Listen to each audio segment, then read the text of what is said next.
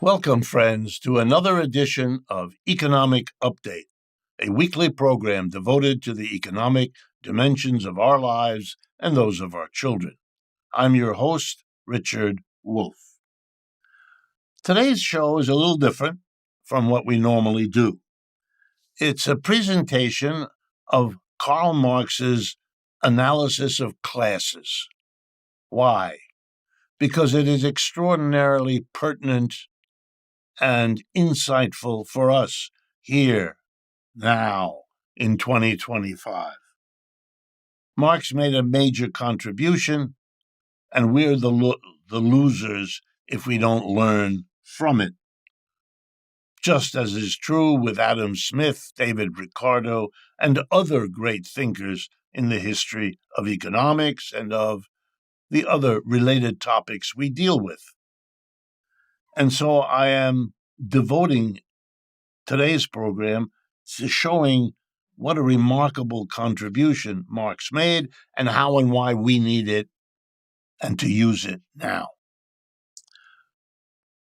I don't want to forget to remind you that Charlie Fabian, our volunteer, is available to take any suggestions you have for improvements on this program. And you can reach him, as always, charlie.info438@gmail.com. I want to also remind you about two books. Normally, I only remind you about one, Understanding Capitalism, the one that we released last year, at the end of last year. But there's an earlier book, which is particularly appropriate for what we're going to be doing today, which is called Understanding Marxism. It's part of a 3-book series that we produced, Understanding Marxism, Understanding Socialism, and Understanding Capitalism, all of which are available at our website, democracyatwork.info/books. Okay, now let's go and see why and how Marx is useful to us here and now.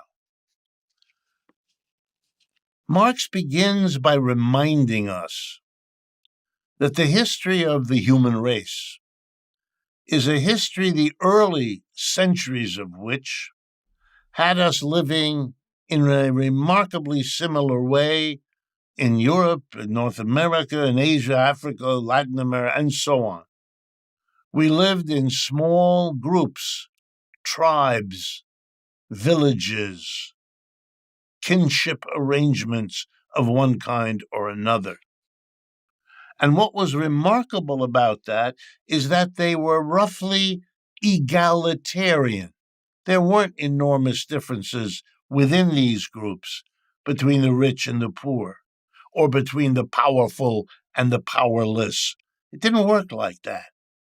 Notions like it takes a village to raise a child reflect a wholly different way of thinking about what is an appropriate way for people to live together.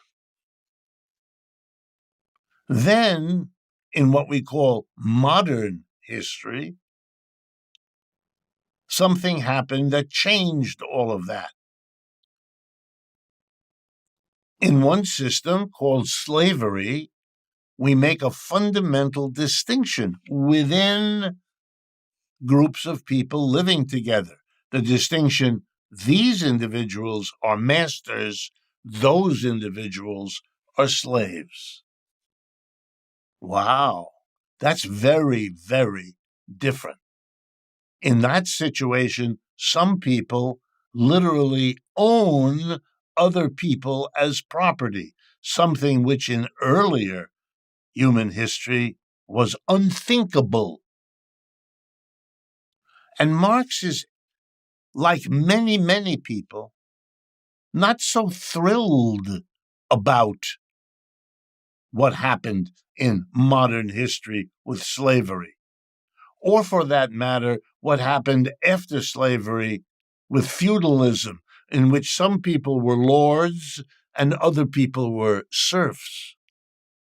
Or with capitalism, when some people are employers and others are employees, that these are societies ripped apart by enormous differences, which Marx understood as undesirable.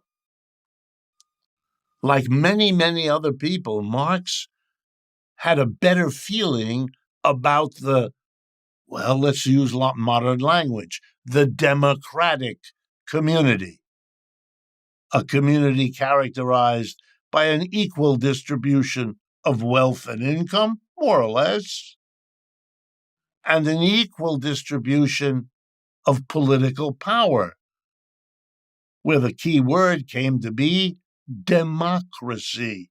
One person, one vote. Notice, these are hunkerings of people after an early pre-modern existence, which is buried deep in our unconsciousness. So it turns out, and Marx is very interested, that in slavery there were always movements of people who said, this is no good. We don't want slavery. We want to free the slave from being in that situation. And likewise, we have always had in feudal societies people who said, we don't want lords and serfs. We want everybody to be more or less equal. We don't want big divisions of wealth.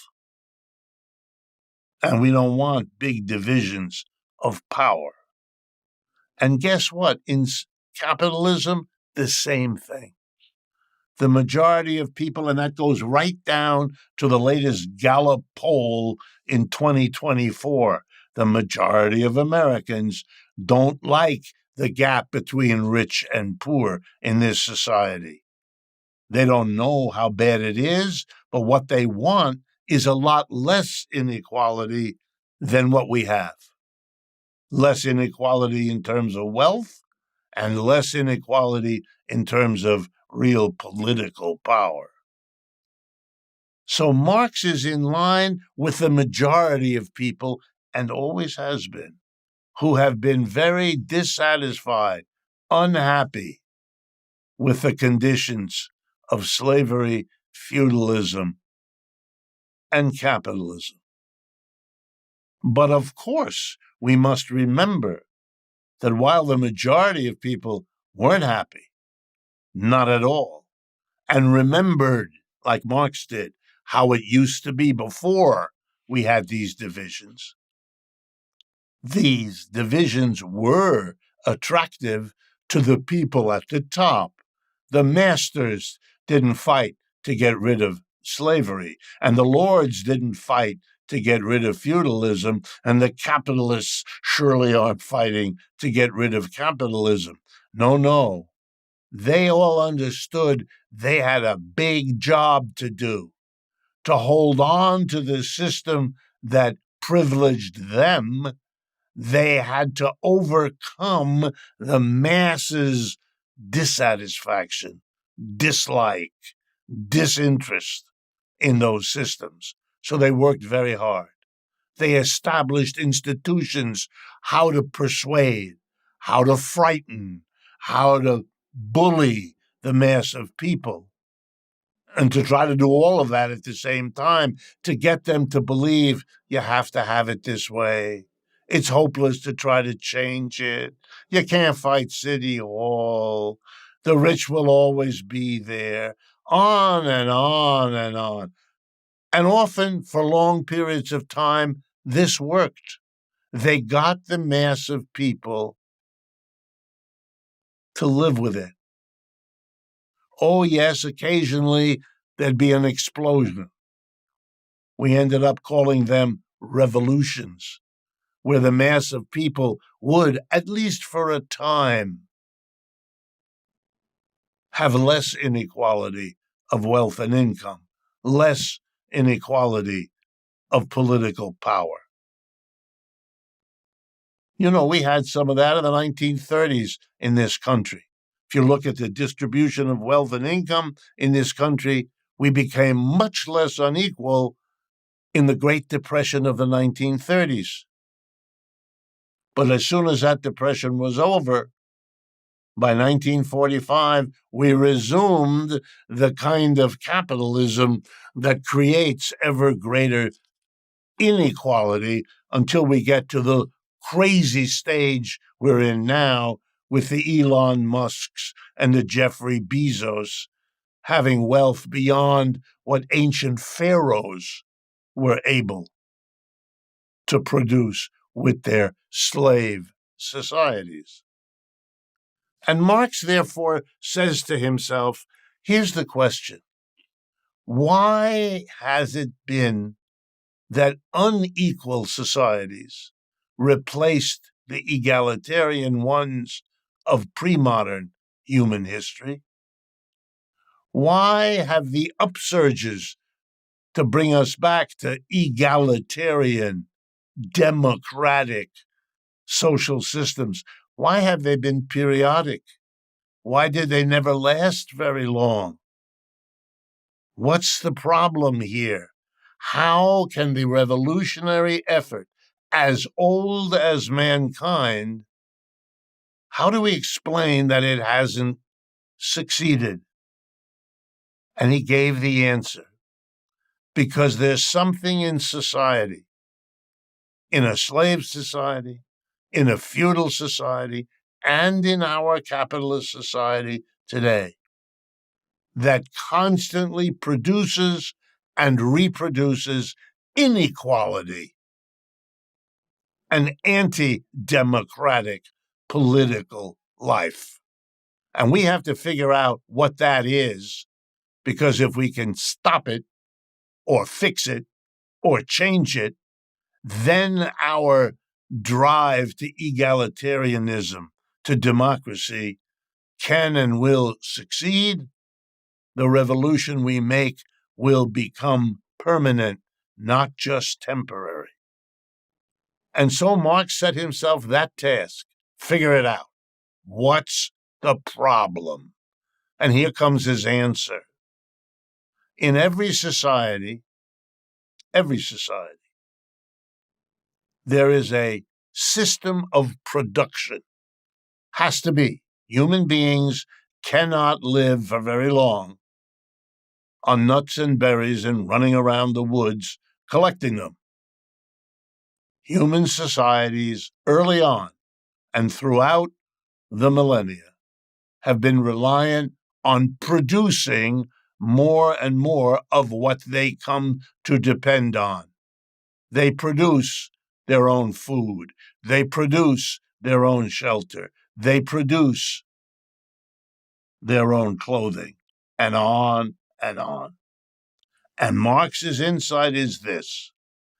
In the act of production, inequality is born and maintained and deepened, so that the efforts of good people to go in a direction of equality and fraternity and justice and democracy are frustrated.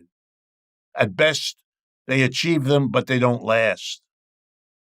The way you organize production is the way modern society has frustrated the effort to produce liberty, equality, fraternity, and democracy, slogans of the French and American revolutions that produced capitalism in that part of the world.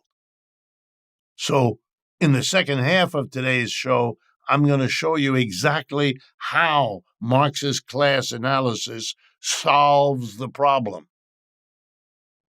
If you're interested in equality and democracy, this second half will be particularly interesting for you. Stay with us. We'll be right back. Friends, as you know, any project like this takes money, and we don't want to bore you or burden you. On the other hand, you, our audience, are the source of our funding, and we wouldn't have it any other way. If you can, please consider making a donation. It will be enormously appreciated. Welcome back, friends, to the second half of today's economic update. Well, we're going to now examine Marx's idea of the importance of production. It's how we organize production of the goods and services we all depend on. There we'll find the secret to how we can finally get liberty, equality, fraternity, and democracy, as the best of our people have always struggled for. Every society, Marx says, of human beings involves setting some of those people to work, to use their brains and their muscles to transform something they find in nature so that it is better and more useful to human beings. To discover in nature the thing we call a sheep, in order to figure out, which humans did, that you can cut the hair off of a sheep and it is transformable by human labor into wool. And wool can keep us warm at night. Wool can clothe our bodies during the day, etc., etc. Learning how to transform lightning into electricity. Learning how to transform fill in the blank. Okay, every society that we know of human society, carries out the production of more or less of its needs. When the society does it, it, however, also makes a second decision. It decides what portion of the people in the community will be assigned the task of using their brains and muscles to carry out production, and what portion of the community will not have to do that. Now, it starts with communities that want to pass on their community to their children. Because you see, children, especially in the early years of their lives, are consumers who literally cannot produce. They're too small. They're too weak. They're too uncoordinated. Their brains and muscles, etc. So one of the first things we notice is society saying that the people who produce must always produce more than they themselves consume. In order, what? To leave over an extra, a surplus, that can be used, for example, to feed the children. Otherwise, you won't have children becoming adults. They will die. So societies understand that we have to organize who does what, who bakes the bread, who makes the shirts, who cooks the meals, who, but we also have to do it in such a way that we produce a surplus, that those who work, not everybody, the children, for example, don't, must produce a surplus. They must produce more than they themselves consume in order to sustain others. And now you can see how Marx begins to think.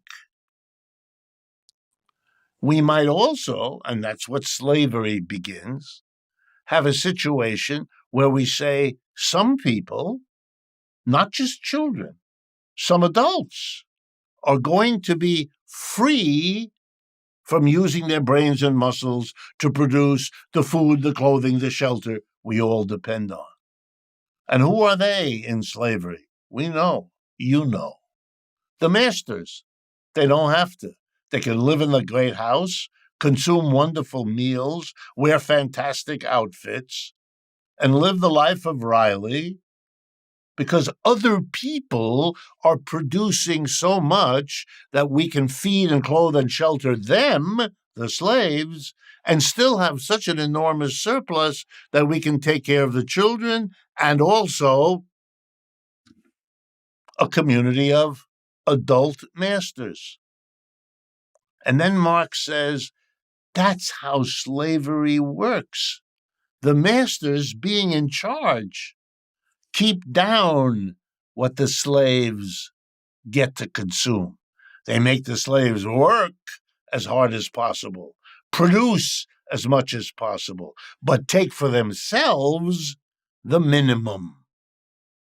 And they'll sustain a group of people who don't do work and give them big sticks and call them the military, whose job it is to beat up on the slaves to make sure they work very hard and keep a minimum of what they produce. Why? Because that brings the biggest surplus for the most magnificent life for the master. And it turns out, Marx says, that getting rid of slavery is possible. We know that there were revolts against slaves wherever they existed, and that they eventually succeeded in overthrowing slavery, whether it was in ancient Rome or the American South in the Civil War or many, many other examples. But what they put in place of the slavery, often feudalism, turns out made people free, no more slaves in feudalism. The serf wasn't the property of the lord. So it changed. But here's what didn't change. You organized production with a small group of people at the top, not masters, because they're gone, but lords, not slaves, because they're gone, serfs. And guess what? The lords used their wealth that they got from taking the surplus produced by serfs to make the serfs work harder and faster, to make them do so at a lower wage or a lower share of the produce.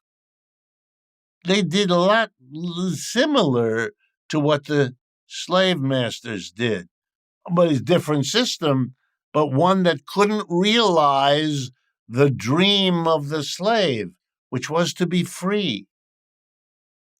The dream of all those who wanted liberty, equality, fraternity, freedom, and democracy. And when feudalism blew up because the serfs wouldn't tolerate it anymore, you had a transition to capitalism.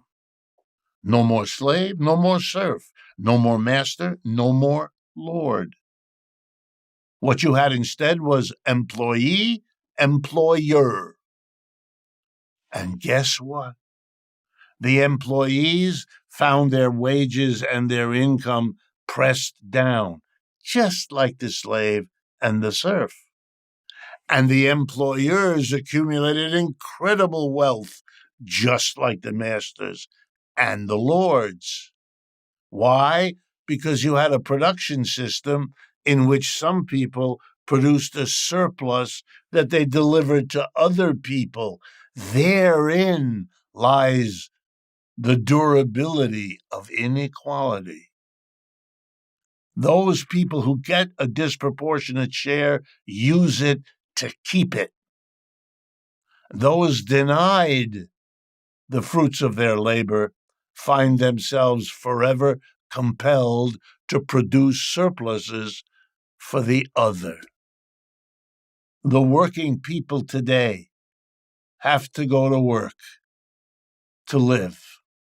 At work, they produce a surplus. It shows up as the profits of enterprise. The capitalists get the profits. You probably noticed that. They get the dividends. 4 times a year, an envelope arrives with the dividend. You own shares of this or that capitalist company. You don't do anything there. You don't work there. You just own the share. You're wealthy, and because you're wealthy, you get more wealth.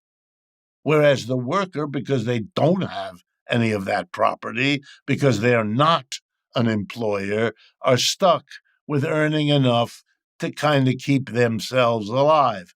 Why? Because the employer needs them to be alive and working. Otherwise, you won't get the surplus that they produce.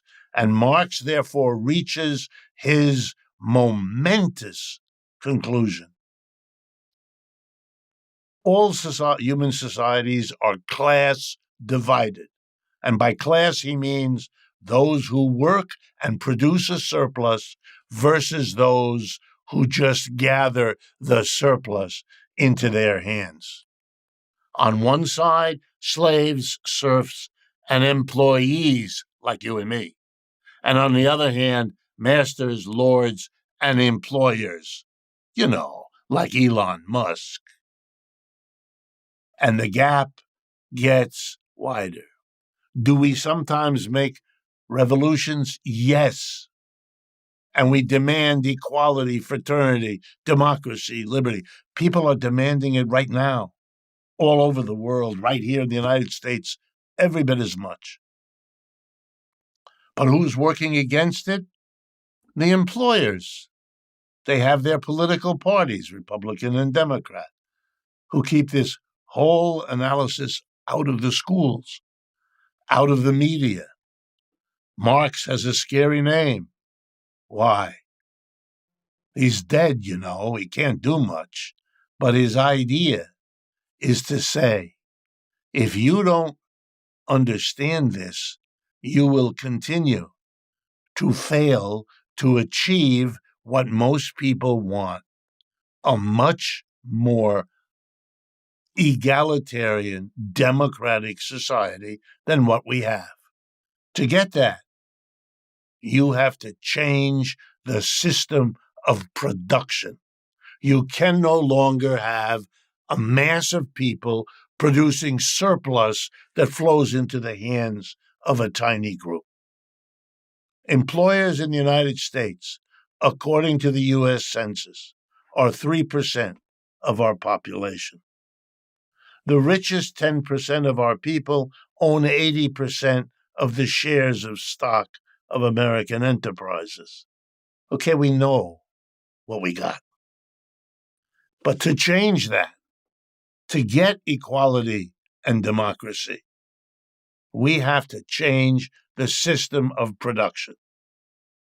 No more factory, office, store run by a tiny handful of people who, of course, use their power to get rich, just like they use their wealth to get power. To keep this system going is to frustrate the desire for liberty, equality, and democracy. Or to say the same thing in the words Marx used, the problem is capitalism. The problem is the system that organizes production in this fundamentally wrong-headed way. Wrong because it is the opposite of egalitarian or democratic. So if you want those things, as most people do, Marx is in the majority. His uniqueness was to figure out that we have to change the production system to get what people like Marx or Thomas Jefferson or Spartacus across the millennia fought for. Their fight was noble. They are our heroes, and for the right reasons. But they didn't understand something that Marx figured out. And if we use Marx's insight, we can do better, which is, after all, what they would have wanted us to do and what justifies us in making the effort again, knowing this time we can reach the desired result. Thank you for your attention, and as always, I look forward to speaking with you again next week.